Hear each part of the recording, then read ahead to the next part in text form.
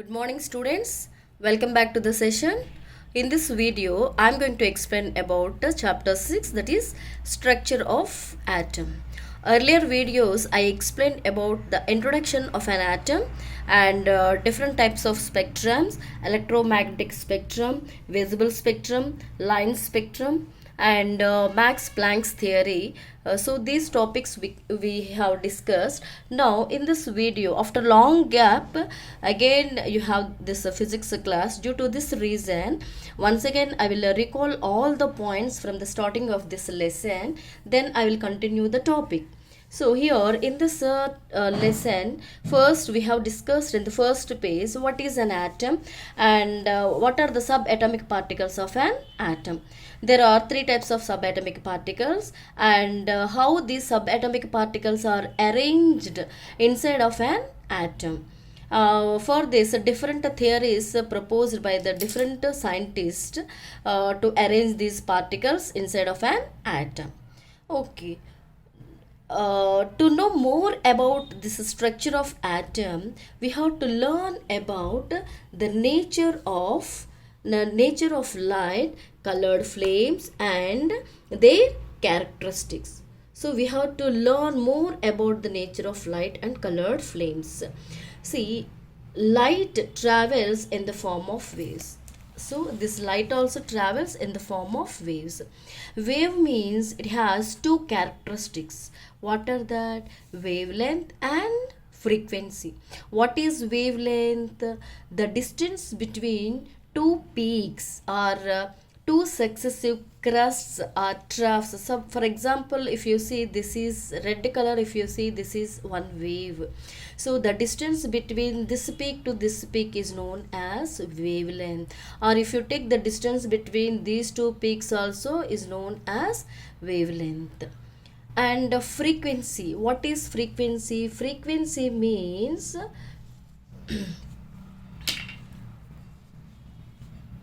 suppose through a given point, if a wave covers, how many number of peaks it covers? See, through within a given time, 1 second, 1 2 3 4 5. So the frequency of this wave is 5, and frequency is always represented by units are 1 by seconds, and frequency it is represented by the letter mu is equals mu, and its units are 1 by seconds or otherwise seconds inverse. And wavelength it is represented by the letter lambda. And what is the relation between this wavelength and frequency? For any wave, I will draw here one more wave. You see, like this. You see, for this, the number of peaks are 3. So here the frequency is 3 and here the frequency is 5. So, and wavelength for this wave is more and wavelength is less. So from these two, for any two waves, it has two characteristics, wavelength and frequency, and these two are inversely proportional. If wavelength is more,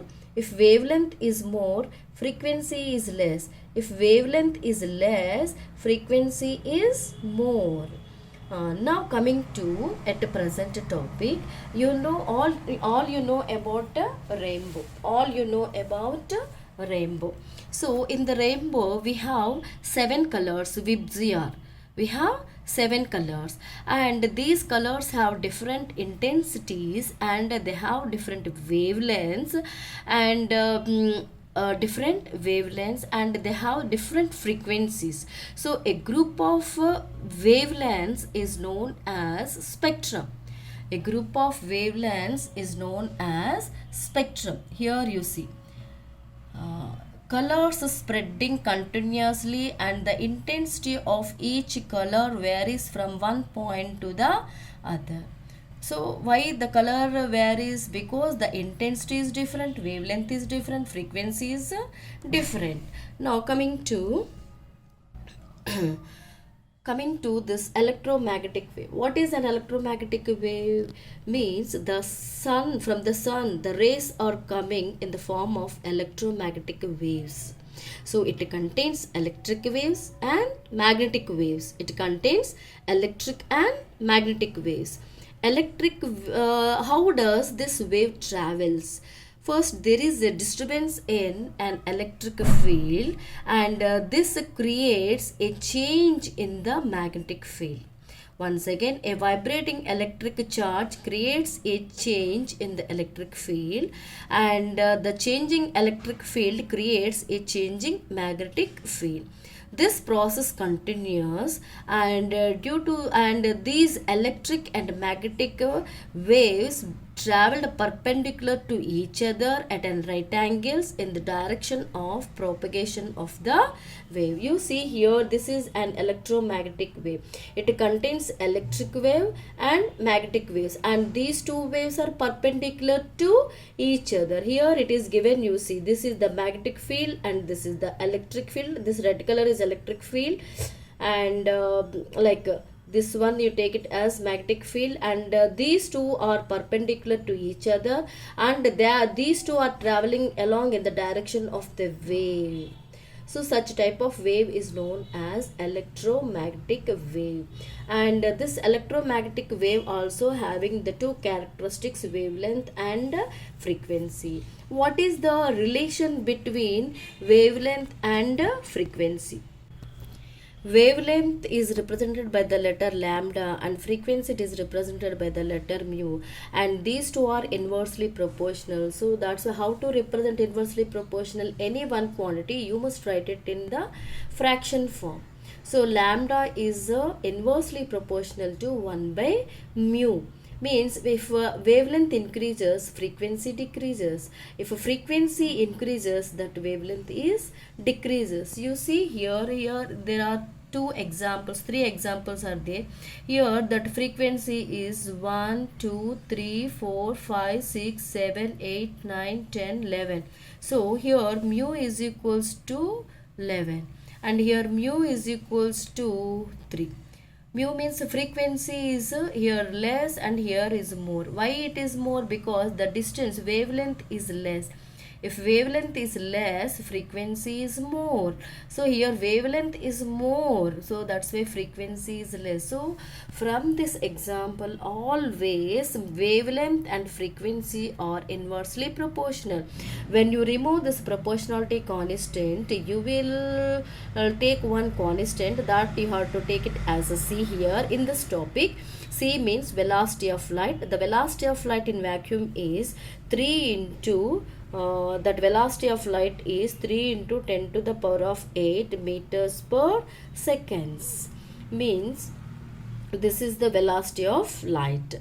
Now we will discuss about what are the different types of spectrums. What is visible spectrum? What is visible spectrum? What is visible spectrum? Here you see. What is visible spectrum? The range of wavelengths covering red color to violet color is called visible spectrum. So once again, what is visible spectrum? The range of wavelengths covering red color to the violet color is called visible spectrum.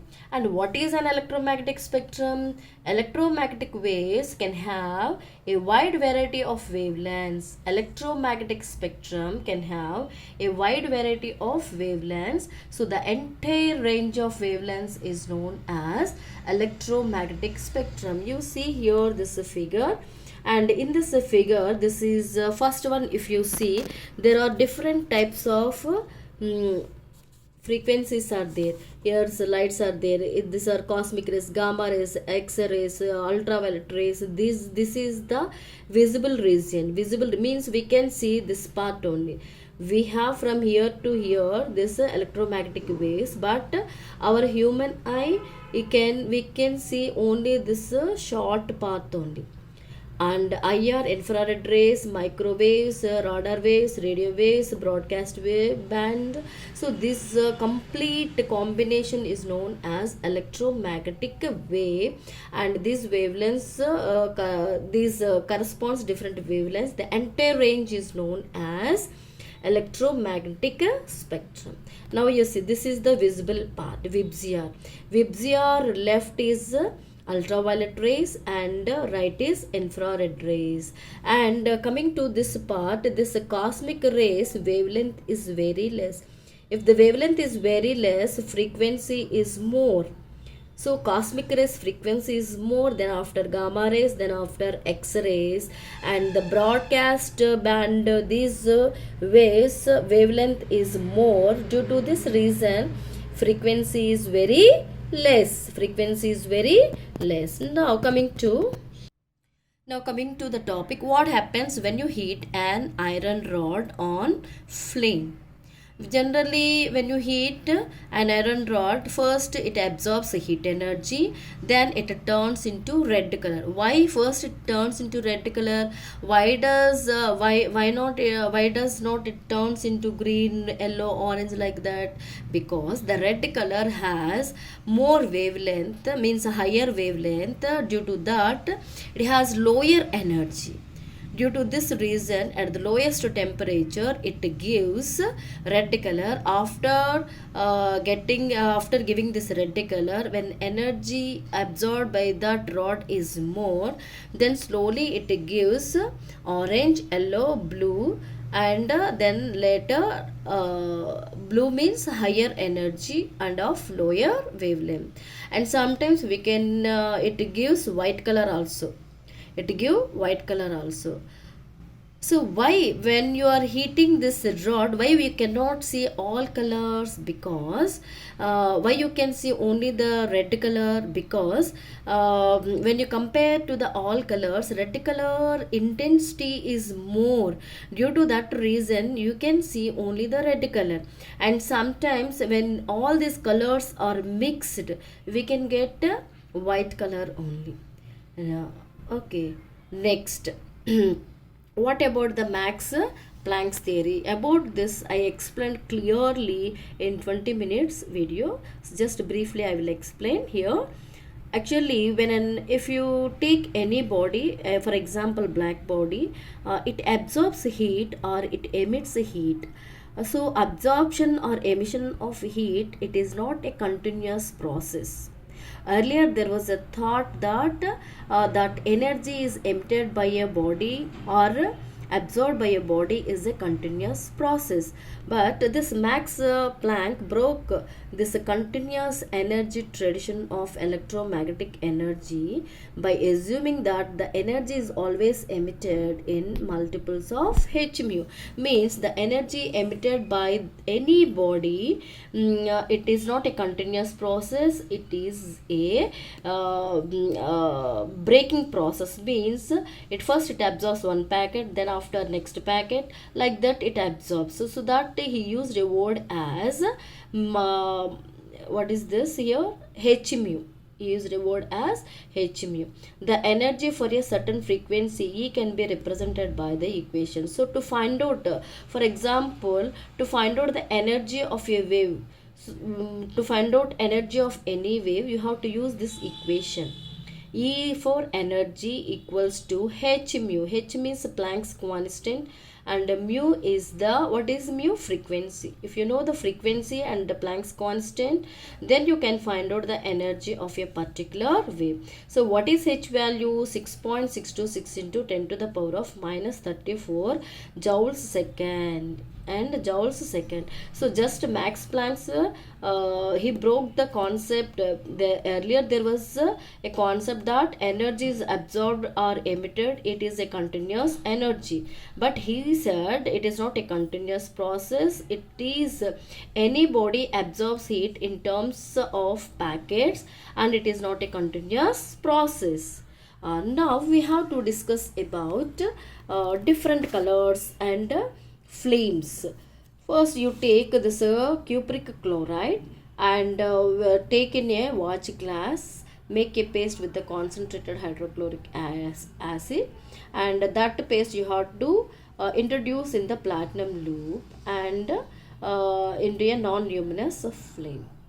Then it emits a color. At the same time you take one more. So this cupric chloride produces green color flame. This cupric chloride produces green color flame. At the same time you take the strontium chloride and make a paste with the concentrated hydrochloric acid and introduce into a non-luminous flame. Then it burns and gives the crimson red flame. Here we took two elements, copper and cupric chloride and strontium chloride. Copper and strontium, these elements are completely different. So from all this, and if you take the sodium, it produces yellow light, and sodium and neon, it emits white color. So different elements, from all these examples, different elements, they are giving different colors. So scientists found that each element emits its own characteristic color. So from all these, scientists found that each element emits its own characteristic color. So these colors correspond to certain discrete wavelengths of light and are called line spectra. What is line spectra? It is very important for 1 marks. Each element emits its own characteristic color, and each color corresponds to different wavelengths, and due to that it emits light. So that will call it as line spectra. So how that fingerprints are used to identify the thief or people, like these lines in the atomic spectra can be used to identify the unknown atoms. Okay, now here you know about the line spectra. Once again, what is line spectra? Each element has its own characteristic color, and each color corresponds to discrete wavelengths of light. Okay, so that we'll call it as line spectra. Now coming to the Bohr's model, he explained the line spectra of hydrogen atom. So the line spectra of hydrogen atom. Now we'll discuss. Students, I will explain Bohr's model in another video. So this is about the what I have covered in earlier videos. So next video I will explain about the Bohr's model. Thank you.